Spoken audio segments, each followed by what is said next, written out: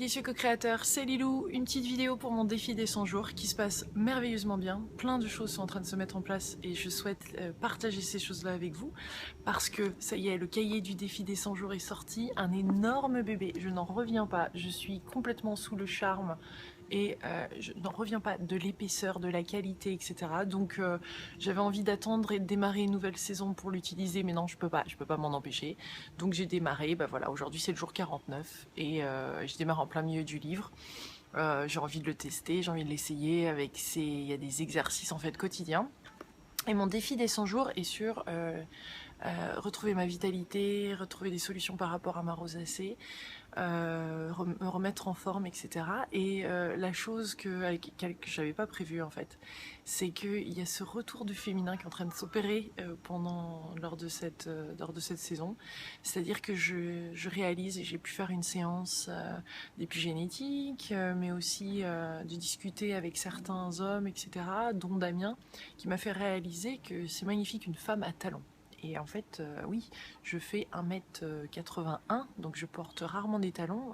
J'en ai porté pendant très longtemps aux États-Unis, à Miami, à Londres, mais en France, non. C'est le plus plat possible parce que je me suis toujours trouvée très grande ici. Et en fait, j'ai dit, mais c'est complètement ridicule, c'est une ancienne notion, il est temps de lâcher tout ça et de pleinement assumer. Ça veut pas dire des talons de 10 cm peut-être pour faire 1m90, mais peut-être des talons de 3-4 cm. Et c'est vrai que c'est tellement plus féminin. C'est une autre attitude, quand on porte des talons, il y a vraiment quelque chose d'autre qui se dégage.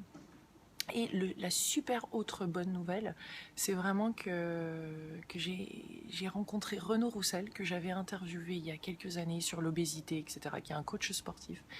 Et je l'ai recontacté, j'ai pensé à le recontacter et lui dire, écoute, j'ai besoin d'un coup de pouce ici, est-ce que je pourrais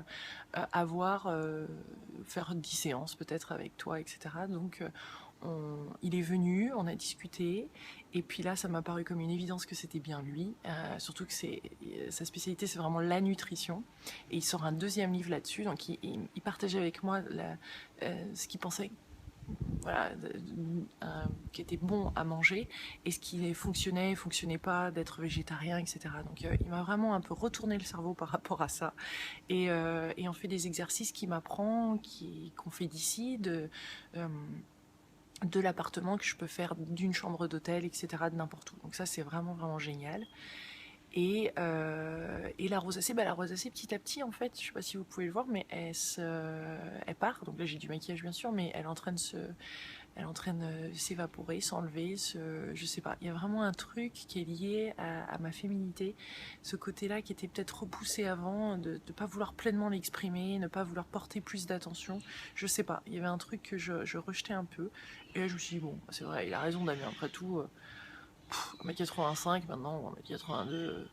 81, ça change pas grand chose. Et puis ça me permet de m'assumer, vraiment de m'assumer pleinement. Et ça, je crois que ça fait partie intégrante de ce défi des 100 jours. Donc voilà, j'utilise mon petit cahier. Oh, il est beau, je suis trop contente. Il sort le 12 juin. Mais là, c'est vrai que c'est la première copie, donc je suis super contente. Et puis je m'envole je prends un train pour Bruxelles.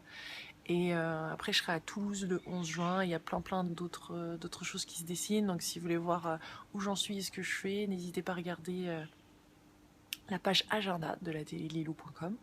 Et le 15 juin, alors là, ça va être vraiment, je vais faire une autre vidéo pour ça, spécifiquement pour ça, parce que le 15 juin, je vais refaire pour la deuxième fois des interviews en direct, et j'en ai fait pour la première fois le 26 mai, et c'était absolument extraordinaire. Ça m'a demandé toute l'énergie, et d'où je pense que c'est vraiment aussi le défi des 100 jours de vitalité, d'avoir de l'énergie, etc., parce que ça demande énormément d'énergie de faire des interviews en direct comme ça.